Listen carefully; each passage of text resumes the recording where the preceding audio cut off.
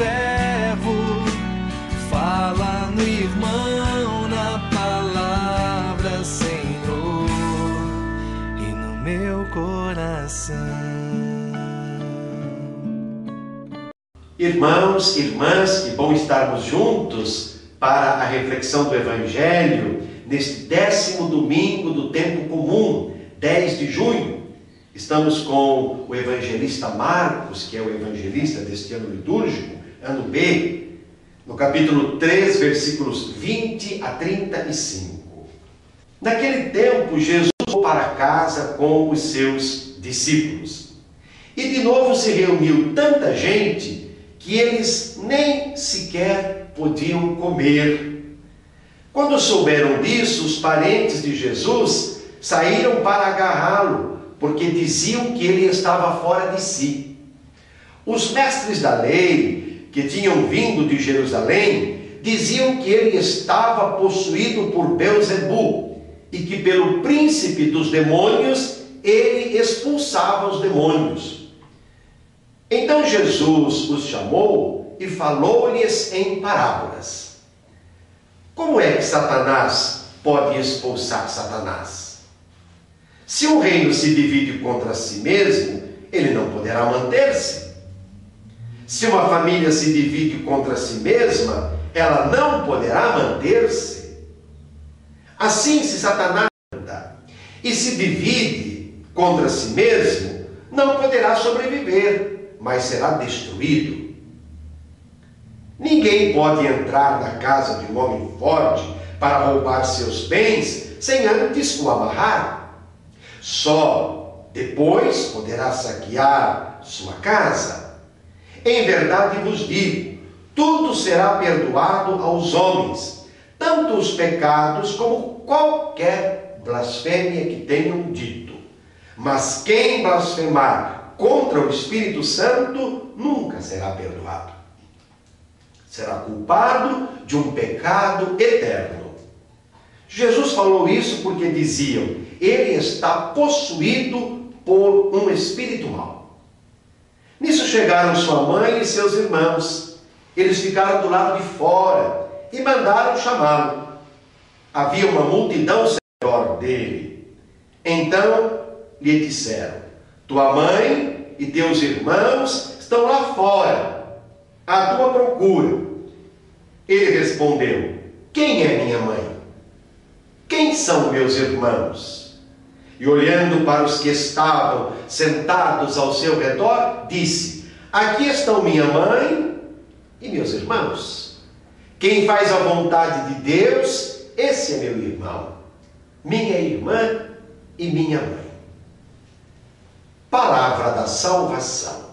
Glória a vós, Senhor. Meus irmãos, minhas irmãs, com toda a igreja, estamos retomando o tempo comum em nossa liturgia. Podemos dizer que o tempo comum é o tempo em que toda a igreja se aplica ao seguimento de Jesus, ao apado com Jesus. Tempo do discipulado, quer dizer, tempo de acolher a sua palavra, ouvi-la com alegria, dar adesão a ela. Tempo de se tornar, pela graça do Espírito Santo, sempre discípulo, discípula, missionário, missionária dele, Jesus. O Evangelho de hoje apresenta mais uma vez Jesus no meio do povo. Podemos dizer que Jesus se sente bem, se sente à vontade no meio do povo, não é verdade? Segundo o evangelista Marcos. Ele acolhe, ele ouve, ele tem misericórdia, ele desaliena do espírito do mal, é isso que é expulsar o demônio, devolver a pessoa a si mesma, fazer levantar-se, caminhar com as próprias pernas, com a própria cabeça, com a própria vontade. É isso que Jesus fazia quando ele desalienava do espírito do mal. Ele abria horizontes, perspectivas, encorajava, animava a pessoa. Os escribas, os mestres da lei de Moisés, estão tão incomodados com o bem que Jesus realiza, a ponto de dizer que é por Beelzebul, o príncipe dos demônios, que ele realiza os sinais, que ele faz o bem. Eles não reconhecem e não aceitam Jesus. Por isso, o pecado deles não tem perdão. A gente sempre ouviu dizer que o pecado contra o Espírito Santo não tem perdão. O que é o pecado contra o Espírito Santo?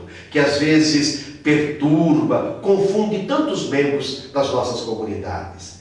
É o pecado da não aceitação do amor da graça de Deus. Deus não nos criou com liberdade, não nos criou para a comunhão com Ele. O sentido da nossa vida não é viver a comunhão com Ele, a santidade que Ele nos oferece em nossa caminhada cada dia.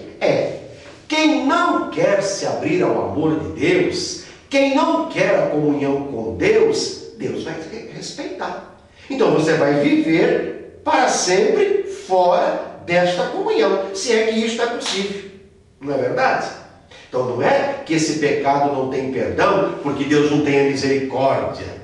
É porque você não quer abrir-se à graça dele, àquilo que ele oferece a você, que é a vida, a comunhão. Nós somos criados em comunhão com Deus, nosso Pai. A missão de Jesus, ontem, hoje e sempre, então, consiste em libertar do mal, ajudar seus seguidores a recuperarem sempre mais a condição de filhos e filhas de Deus. E por que não retomar cada dia a experiência do paraíso? O que é o paraíso, senão a comunhão com Deus, a comunhão com o seu projeto, o desfrutar de modo inteligente dos bens que Deus coloca à disposição do homem, do mundo todo. Muitas vezes fazemos oposição a Jesus, fazemos oposição ao projeto dele, que é o reino. O egoísmo dos irmãos, o nosso egoísmo, não é verdade? A mentira, a nossa mancomunação com a corrupção, as injustiças presentes em nossa sociedade.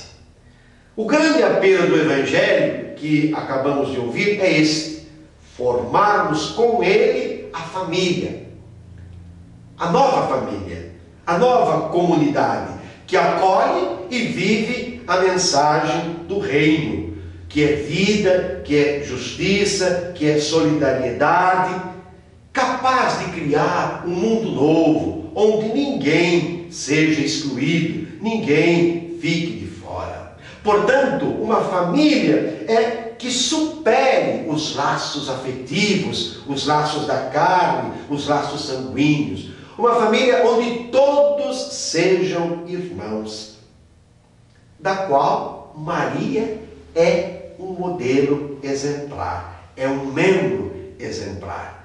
Jesus não recusa a sua mãe, mas ele não vive em função da sua mãe.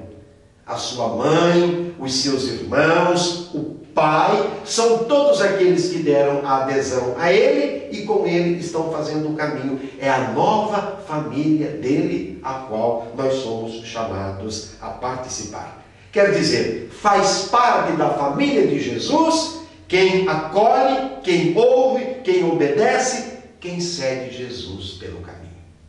E sobre todos dessa bênção de Deus Todo-Poderoso, Pai, Filho, Espírito Santo, e permaneça para sempre. Amém. Fala, Senhor, preciso ouvir tua voz.